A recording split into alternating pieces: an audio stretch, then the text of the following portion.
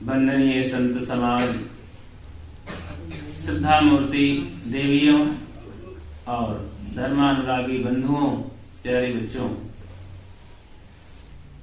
अभी काफी देर से मासिक सत्संग के इस तत्वाधान में श्रवण कर रहे थे। संतों के द्वारा विचार और सुंदर भजनों के माध्यम से तरबतर हो रहे थे।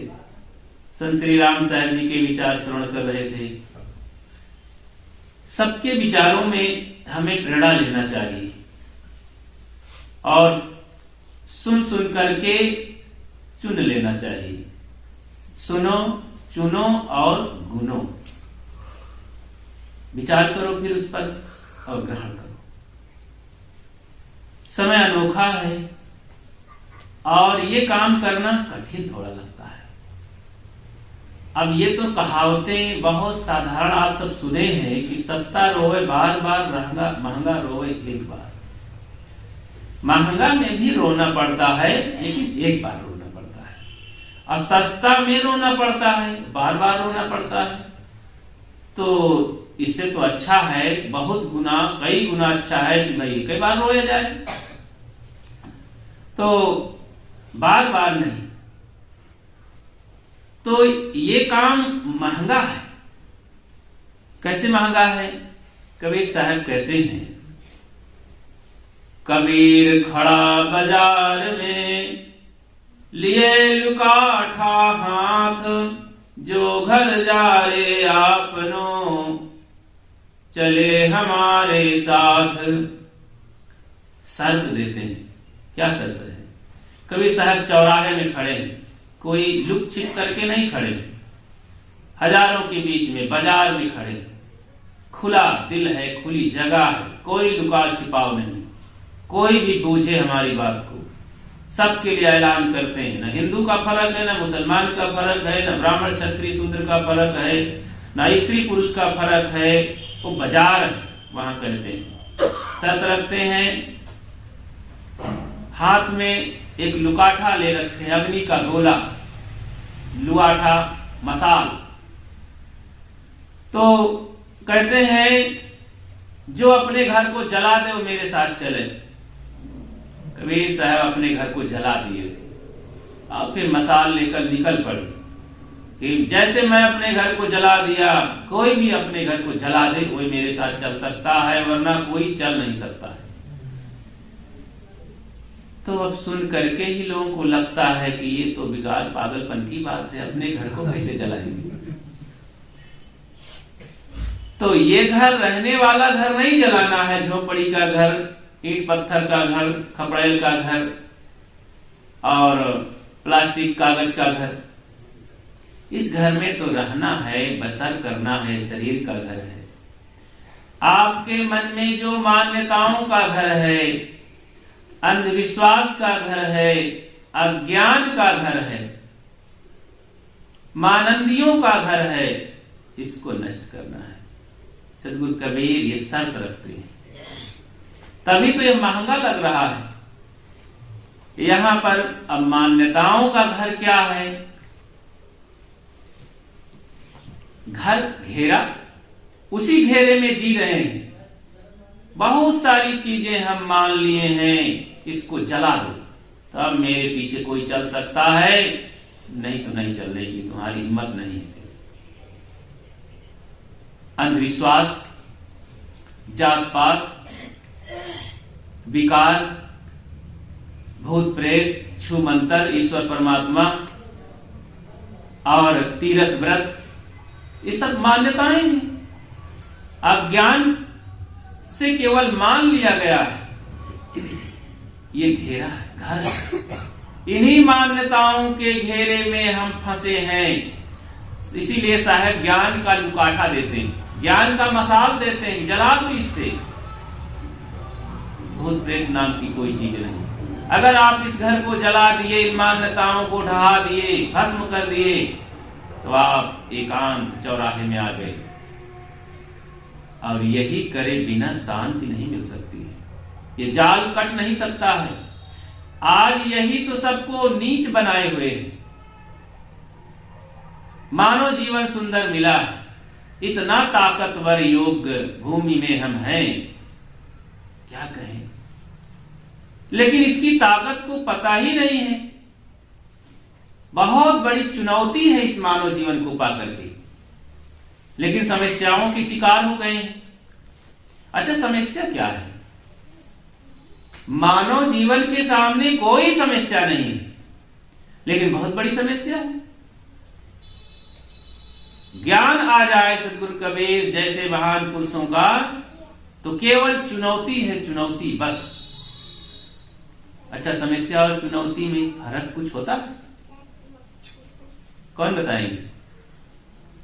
समस्या और चुनौती, जैसे आपके सामने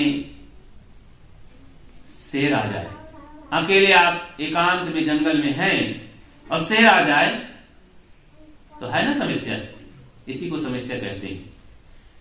लेकिन आपके हाथ में अगर राइफल है तो शेर के लिए समस्या बन गई। समस्या हमारी तरफ से चली गई उसकी तरफ, आपकी तरफ क्या रह गई? आपकी तरफ चुनौती। अब आप चुनौती पूर्वक गोली कैसे चलाते हैं, आपका निशाना कैसा होता है, आपके ऊपर निर्भर है। अगर बढ़िया आपने चुनौती समझा, चुनौती दिया शेर को और निशाने पर लिया, तो शेर तो गिराया है, आपके लिए कोई समस्या नहीं। तो बाएं हाथ का खेल है, केवल बस अंगूठे से पुट करना है, शेर उलट जाएगा। आपके पास घर बनाने बहुत समस्या है, लेकिन पैसे हैं तो कौन समस्या है? ठेकेदार को दीजिए, मौत से बैठिए घर में, नक्शा बनवा लीजिए, ठेकेदार अपना मजदूर ढूंढेगा, लाएगा, बसैया सीमेंट सारा बिल्डिंग मसाला लाएगा और बना के खड़ा करके दे देगा, लीजिए मालिक। तो आपके लिए कोई समस्या नहीं है। अब पैसा नहीं है तो बहुत बड़ी समस्या है। पैसा है तो चुनौती है कि आप घर कैसे बनाते हैं। मानव जीवन एक बहुत शक्तिशाली जीवन मिला है, इसमें हम सब कर सकते हैं, वो मूल रूप में। लेकिन वर्तमान में तो समस्याएं बन गई है ना, तो हम हर समय कराहते हैं और परेशान होते हैं, शिकायत करते हैं, शंका में जीते हैं, क्या होगा, कैसे होगा। क्या नहीं है? इस मानवीय ज्ञान नहीं है, मानव जीवन की ताकत नहीं है, आत्मबोध नहीं है। सदगुरु कबीर साहब एक शब्द में झड़िया देते हैं, छिलके की तरह उतार करके रख देते हैं, केला का छिलका जैसे, फट से छीलो। ऐसे ही वो कहते हैं, आत्म ज्ञान बिना नर भटके, कोई मथुरा कोई, बोलो जरा, सबको याद है ना? आत्म ज्ञान बिना नर भटके, कोई मथुरा कोई काशी, पानी में मीन प्यासी। तो देखो, याद है बहुत लोगों को, आत्मज्ञान के बिना संसार के लोग भटक रहे हैं।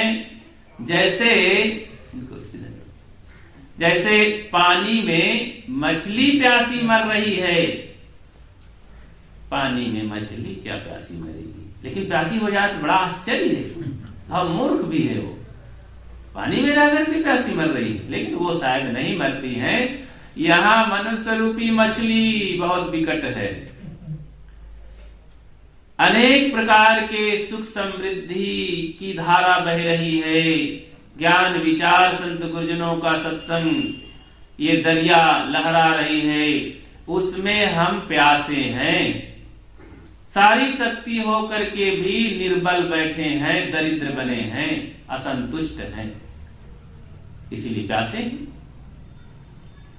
तो इस प्यास को मिटाने के लिए हमें अपनी ताकत को प्रयोग करना चाहिए। ये चुनौती है हमारे लिए, और कुछ नहीं। जब ताकत है तो क्या डर है, कौन समस्या है? फिर तो एक चुनौती है। अब हमको चाहिए कैसे हम जिंदगी जी रहे हैं, कहां पर जा रहे हैं, किनकी संगत कर रहे हैं, ये हमारी चुनौती है। चुनाव करना है, कैसे आप जी रहे हैं, क्या खा रहे हैं, आप क्या सोचते हैं।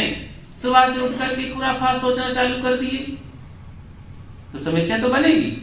अरे चुनौती है सामने, अच्छा सोचें, अच्छा खाएं, अच्छा काम करें, मेहनत करें, सुबह उठें। लेकिन नहीं, समस्या मान लिए हैं हमारे पास कुछ नहीं है, भगवान ही सब कुछ करता है और वही तो सब कुछ करता है, मैं तो बिल्कुल कठपुतली हूं, मैं मनुष्य ये क्या करता है। आप मुख से सुनते होंगे लोगों से, अरे हम और तुम क्या कर सकते हैं, जो कुछ करेगा भगवान ही करेगा, मनुष्य में कोई ताकत नहीं। जब ये मान ही लिए हैं, अल्पज्ञ किंचिज्ञ सब बन गए हैं, तुच्छ बन गए हैं, तो भाई फिर इस तरह में तो कायर बन करके समस्याओं को ढोते ही रहेंगे। कुछ समस्या नहीं है, सारे अंधविश्वासों को, मानंदियों को, मान्यताओं को छिलके के समान उतार फेंकना चाहिए। और वर्तमान में जो हितैषी हमारे सहयोगी हैं, कौन सहयोगी हैं? संत सगाए और गुरु सगा, और सगा है राम। कहें कबीर ये जीव को तीन ठोर विश्राम। संत सगे और गुरु सगे हैं। सगे जानते हैं, सगे मेहमान संबंधी कहते नहीं है ना, ये सगे हमारे भाई है, ये सगा हमारा लड़का है, तो सगी बहन है। सगी सगी मतलब नजदीक के, व्यक्तिगत। तो अपने, तो ऐसे ही अपने कौन हैं? अपने संत हैं, अपने गुरु हैं, और सबसे बड़ा अपनी आत्मा है, सबसे नजदीक जो स्वयं है। तो ये तीन सगों को पकड़ लो तो कोई समस्या नहीं है। अब इसलिए सगे हैं क्योंकि इनसे हमें अपने आप का पता चलता है। इसलिए सगे नहीं कि हमको भोजन दे देते हैं और कुछ सिखा पढ़ा देते हैं, डांट धमका देते हैं, घर बनवा देते हैं, जमीन लिखा देते हैं, इस नाते भी सगे हैं देखा जाए तो। लेकिन आध्यात्मिक दृष्टि है यहाँ पर कि इसलिए सगे हैं कि हमें आत्मज्ञान, आत्म शांति, आत्म कल्याण के लिए इशारा करते हैं, प्रेरणा देते हैं, मार्गदर्शन देते हैं, हमें कहते सुनते टोकते हैं।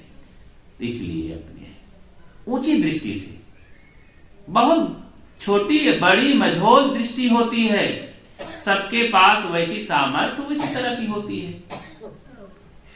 एक गरीब आदमी जब दुकान पर जाता है तो अपने पैसे के हिसाब से थोड़ा सौदा मंगाता है, और अमीर आदमी जाता है अपने पैसे के हिसाब से दुकान ढूंढता है। तो उसके पास अपनी जैसी योग्यता है।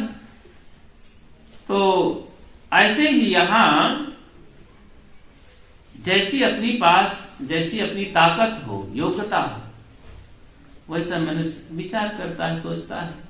तो ताकत बढ़ानी चाहिए ना। अच्छा माल लेने के लिए तो हमको फिर और धन जुटाना पड़ेगा। तो अगर हमें सुख के शिखर पर पहुंचना है, ऊंचाई पर, तो भाई इस तरह ये लल्लो पत्तों वाली बात से काम नहीं चलेगा। किसी बाबा से आशीर्वाद ले लिए, चले गए वहां सत्संग में, मुलाकात कर लिए, शाम सुबह कुछ जाप जूप कर लिए, और बीड़ी पान तमाकू भी चलता रहा, गांजा भी चलता रहा, और लंद फंद झुठाई चलती रही। ये सब नकल झप करने से कुछ होने वाला नहीं भाई। कोई भगवान परमात्मा, भूत प्रेत, देवी देवता, गुरु महात्मा कुछ पार नहीं लगाएंगे, ये साफ बात है। तो जो घर फूंके अपना चले हमारे साथ, बहुत महंगा सौदा है, बड़ी शर्त है, इतना कठिन है ना। एक चीज छोड़ने में बड़ी मेहनत पड़ती है, उसके तो कान थर्राने लगते हैं, आंखें निकली आती हैं कि ऐसा महाराज कहते हैं, कोई देवता, देवी देवता है ही नहीं। अब देवी देवता पुरखन से हमारे चले आए, इसको छोड़ना पड़ेगा। रहने दो, ये महाराज ठीक नहीं है, हम वो महाराज से भगत हो जाओ। तो ऐसे काम होगा क्या? केवल महाराज से कल्याण होगा। अरे कल्याण ज्ञान से होगा। तो यहां सस्ता महंगा सौदा से कल्याण नहीं है। आचरण हम सही करेंगे। सत्य ही ईश्वर है। सत्य में ईश्वरो लोके सत्य धर्मा सदा सत्ता। सत्य सबकी मूल जड़ है। उस जड़ को पकड़ने से होगा कि अब इधर उधर सस्ता महंगा। अच्छा, यहाँ घूस घूस भी नहीं चलता है। बाहर तो घूस दे दो और सोर्स लगवा दो, यहाँ सोर्स नहीं चलेगा। अब बहू सोचे कि सासू माँ तुम भजन कर लिया करो, गुरु जी को खुश रखा करो और मुझे भी मिल जाएगा। चूल्हा बर्तन करत रहा, कुछ होने वाला नहीं। सास को मिलेगा तो मिलेगा, ठीक ठाक रहेगी तो नहीं, वह जाएगी घूम घाम के आ जाएगी। तो ये उधारी का सौदा नहीं। मेहनत करो। सब कोई स्वयं उस आचरण में जियो, उसका रसास्वादन करो, उसका स्वाद लो, आनंद लो, शांति का लाभ लो और फिर दूसरे को बताओ। दूसरे को कहो, जोरदार होकर के कहो कि वो आपकी बातें माने और वो भी उस रास्ते में चल पड़े। बहुत बड़ा पुण्य होगा ये।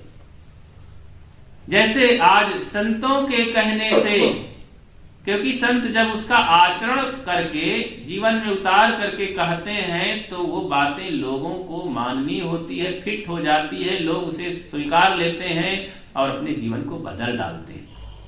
जिनका जीवन बदल जाता है, नकली से असली होता है, झूठाई से सच्चाई की ओर जाता है, अशांति से शांति की ओर जाता है, पुण्य पाप से पुण्य की ओर जाता है, वही तो बदलना हुआ। पहले बीड़ी पान तंबाकू गांजा धतूर अंडा मांस मछली भूत प्रेत देवी देवता जंतर मंतर गंगा गढ़ी गोबर माटी न जानी कहां कहां फंसे थे।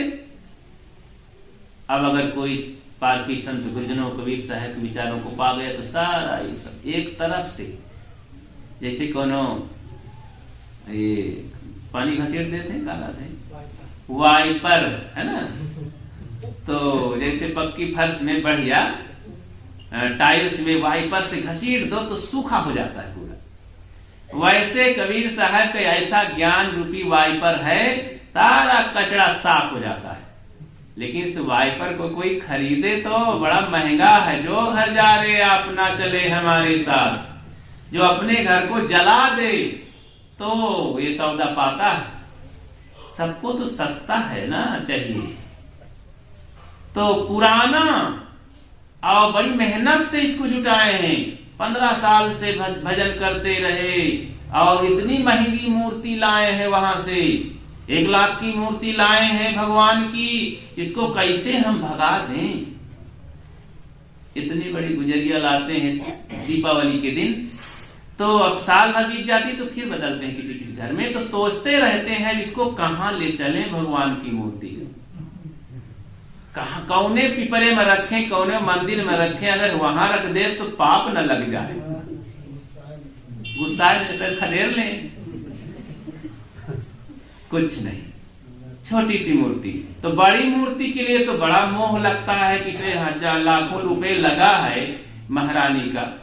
मंदिर धोखे से बना लिए तो अरे कैसे करी, महाराज मंदिर है, अब आपकी बात मान ले तो जले न चढ़ाई, शंखे न घंटी, तो कितना पाप लागी। शंकर जी बेचारे बैठ रहे हैं हाथ में, तो उनका कम से कम जल भोजन तो मोह हो गया है। अरे गलत चीज से मोह। एक महाशय रहे तो थोड़ा ना समझ रहे तो गए ससुराल, तो वहां पर सारी सरहज लोग रहे, सासू माँ रहे, तो दामाद का पाइन तो बहुत प्यार से कुछ बंगाली रसगुल्ला मंगा लिए। अच्छा, तो बंगाली रसगुल्ला कलकत्ता में बहुत फेमस है। और भी बढ़िया रोटी चपाती बनाए, तो दाल भरी पूड़ी उड़ी सब बनाए, सब बढ़िया से सजाए के भोजन दीन। तो ससुरारी मामला रहा, खूब प्रेम से खाएं और अंतिम वो गोल गोल रखा रहा। अब कभी देखे न रहे बंगाली रसगुल्ला, तो नाम तो जाना तो न रहा, लेकिन जब वो खाए बड़ा स्वाद मिला तो खाए गए। और फिर वो जब ज्यादा कुछ विशेष हो जाए तो भूलत नहीं, तो उसका अभ्यास बन जाता, संस्कार बन जाता और फिर बहुत दिन तक याद रहता है, भूलता नहीं। तो घर आए तो अब उमा दुई ठो एक रसगुल्ला रहा। भाई कई लोग घर में रहे तो सबको बांट दिया गया, किलो खाड़ आया, 2 हिस्से दमाद के आए। इस तरह की चीजें थोड़े दी जाती हैं। दाल भात रोटी सब्जी चाहे जितना पूछो, लेकिन रसगुल्ला एक ही बार। तो जब घर आए तो अपनी पत्नी से कहेंगे जब ससुराल में गए रहे तुम्हारे यहाँ तुम्हार माता जी जो खिलाइश रहे बहुत अच्छा रहा है, कहा है खिलाई रहे तो कहे नाम तो याद नहीं है, गोल गोल रहा। तो कहीं अरे कुछ कही हो, कहीं नहीं, अब बताए हैं कि गोल गोल रहा। अब थाली में दाल भात रोटी तो सब नाम जानी थी, उसको भी खावा, लेकिन अंतिम में गोल गोल बहुत बढ़िया। अरे शाम तक वो मुंह से स्वाद जाता ही नहीं रहा, बार बार हम जीभ दबाए की चाटत रहे। तो औरत भी कहा हमारी की जाए, ऐसा काम है। अच्छा जा तो कहा बाजार जा रही थी कुछ सौदा लेने, अपना कुछ रहा रसोई का, तो कहे जा करके गोल गोल जरूर लाना। कहे चलो भैया अब जाती हूँ। तो सारा सौदा लिया, हल्दी मसाला जो भी तेल इत्यादि लेना था रसोई का सामान। तो अंतिम में ख्याल किया कि भाई पति की मांग है तो उनका भी कुछ लेते चलूं। कहा महाजन एक सौदा दे दो। कहे का मैं का बताऊं, गोल गोल होते। तो कहा हट। तो चली गई, दूसरे महाजन के यहाँ गई। कहा महाजन एक सौदा दे दो। कहा का है बताओ। कहा गोल गोल है। कहा पागल हो गई है, अरे गोल गोल तो बहुत सारा सामान है, उसका नाम ले हो। कहा अरे गोल गोल दे दो। तो थोड़ा चमक के कहिस डांट के, तो महाजन भी रहे कि यहाँ तो बुद्धू औरत है, वही नहनी घोड़ी बांधी रहे। तो वह गोल गोल बहुत गिराए रहे। तो कागज के लिफाफा में 2 गोल गोल कहले है। तो 10 रुपया दीस चल। तो लेंगे वहां शाम को अपन भोजन बनाई, जो भी अपने घर में खा, दाल भात रोटी सब्जी इत्यादि चटनी अचार। और फिर अब कहा है 2 मिला है, पैसा 10 बचा रहा, अब 2 गोल गोल मिला है, अभी नहीं भरे का है, अब ले। तो थाली में सब कुछ परस के अब गोल गोल भी दे दे लिफाफा से निकाल के। तो भाई पीछे खावा जाती गोल गोल। तो सब पेट भर लिए। अंतिम में फिर जब गोल गोल खाने लगे तो अब बार बार याद करन कि ये वैसा नहीं है, भाई वो वाला बहुत नीक लग रहा है, ससुराल में खाए रहे बहुत अच्छा था, ये तो बहुत कसैला कसैला लग रहा है। तो कहे कसो कैसा स्वाद है, ठीक ठाक है। कहा अरे ये उस तरह का नहीं है, वो बहुत स्वादिष्ट रहा। ये बहुत बेकार लगता है, कसैला कसैला। कहे फिर कहे खात हो, पगला गई सिका, पैसा ला गई कि तमाशा। तो मतलब पैसा लगा है, चाहे जौन हो, आम घास चहल कचड़ा, पैसा लगा है ना, छोड़ेगा ना चाहिए। तो भाई इन महारानी माँ देवतन माँ सम्मा पैसा लाग है, इनका छोड़ेगा ना चाहिए, चाहे जितना गत हो जाए, चाहे नरक में चले जाओ, पर इनका छोड़े से भाई। तो वही हाल है जैसे बुद्धू गोल के चक्कर में लीद खा गई। तो ऐसे ही लोगों की गति होती है कि जो विचारों से हट करके सतगुरु कबीर साहब के महान विचारों को ध्यान न दे करके डर के मारे और लोभ के मारे पकड़े रहते हैं बंधनों को, और तमाम गलत मान्यताओं को, अंधविश्वास पाखंड में पड़े रहते हैं, छोड़ नहीं पाते हैं। तो इसी तरह की गति होती है, मोह बस गंदा काम कर डालते हैं। जीवन से कभी भी बंधन छूटते नहीं है। तो क्रांतिकारी विचारों को धारण करके छिलके की तरह उतार देना चाहिए, और जैसे कोनो ब्लीचिंग डाल दे तो कपड़ा साफ हो जाए, वैसे ही जीवन को साफ कर लेना चाहिए। तब जाके शुद्धता और ओरिजिनलिटी आती है, नहीं लोकलपन जीवन जी करके समाप्त हो जाता है। और उन मान्यताओं को, उन पुस्तकों को, उन लेखकों को, उन ऐसे लोगों को, ऐसे बाबाओं के चक्कर से दूर रहना चाहिए जो हमें नीचे की ओर गिराने की कोशिश करते हैं, जिनसे हम नीच कहलाते हैं, बुद्धू कहलाते हैं, मूर्ख कहलाते हैं, हम निर्धन होते चले जाते हैं, हम लाचार होते चले जाते हैं। ऐसी चीजों को छोड़ ही देना चाहिए। कभी कभी तो तमाम ऐसे विद्वान अपने भाषणों में कहते हैं, लेकिन ये संत महापुरुषों का विचार है। सदगुरु कबीर, तथागत बुद्ध, महावीर, स्वामी लाओ जे, सुकरात जैसे महान दिव्य आत्माओं की ऐसी आवाज है। हम सब लोग तो बहुत साधारण जीव हैं, हम सबको तो ऐसे महापुरुषों की मान करके अपने जीवन को धो ही लेना चाहिए। और आज ये अवसर मिला है, नहीं सुधरेंगे पूरी ताकत पा करके, कब सुधरेंगे? सदियों बीत गया, वही लकीर के फकीर लाचार जिंदगी जी रहे हैं। बहुत सुंदर अवसर मिला है, लिए लुकाठा हाथ, ज्ञान रूपी लुकाठा को, सदगुरु कबीर के लुकाठा को और मसाल को लेकर के इन मान्यताओं में आग लगा दो, सब भस्म हो जाए, कुछ नहीं इसमें दम। और सुंदर पवित्र जीवन जियो, निर्भय जीवन जियो, कोई डर भय नहीं है। सदगुरु कबीर किसी के पक्ष में, किसी की आड़ में नहीं लिए, सबको माने लेकिन सबको झरिहा दिए। तो वो निष्पक्ष ज्ञान में रहते थे, दुनिया के तमाम दर्शनों को पढ़ करके आत्मसात किए थे, और उसमें से आत्म दर्शन सदगुरु कबीर का बीजक क्या है? ज्ञान का कोष है, ज्ञान का खजाना है।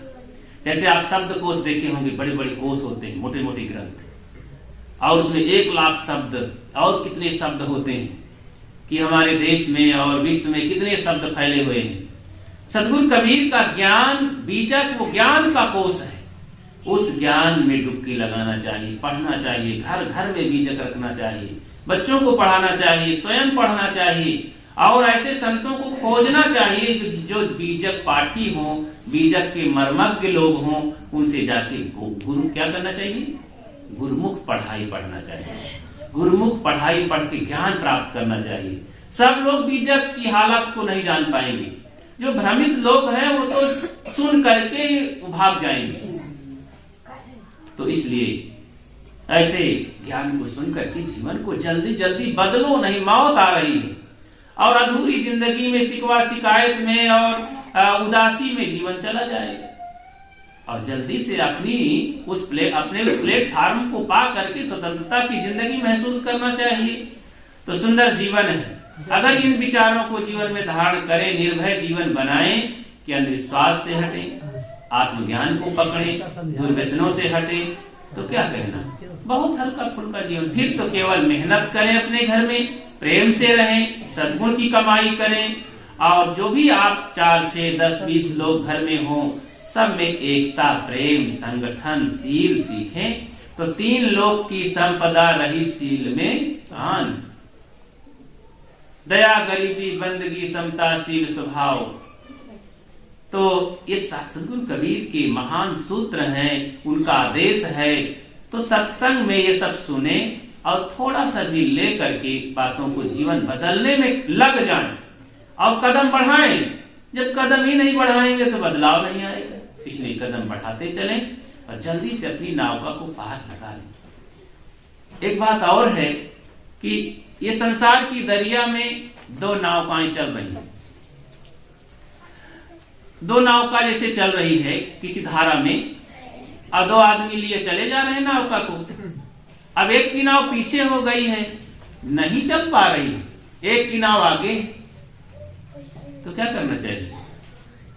अगर आगे वाला कूद करके दूसरी नाव में चला जाएगा कि मैं इसको भी सहारा लगा दूं, ये भी आगे बढ़ जाए, तो पहली वाली नाव की क्या दशा होगी? अरे वो मझधार में बह जाएगी, उसका मल्लाह ही नहीं है। इसीलिए बहुत दूसरों को सिखाने के चक्कर में अपनी नावका को मझधार में नहीं डुबाना चाहिए। स्वयं अपने को देखना चाहिए और दूसरे को केवल दूर से सलाह देना चाहिए कि भैया बात मानेगा तो सुधार होगा उसका, नहीं उसके चक्कर में अपने माथा पच्ची मत पड़ो और गर्मा गर्मी करके लड़ाई झगड़ा करके शिकायत करके परपंच करके सारा समय लोगों का बीत जाता है दूसरों को सीख देने में ही। और दूसरे लोग तभी सीख लेते हैं जब उसका मन होता है, उसका मन ही नहीं होता है सीखने का। यहाँ पर इतने लोग बैठे हैं सत्संग में, जिसका मन होगा वही हमारी बात को सुनता होगा, अन्यथा हम उनके लिए बक रहे हैं केवल।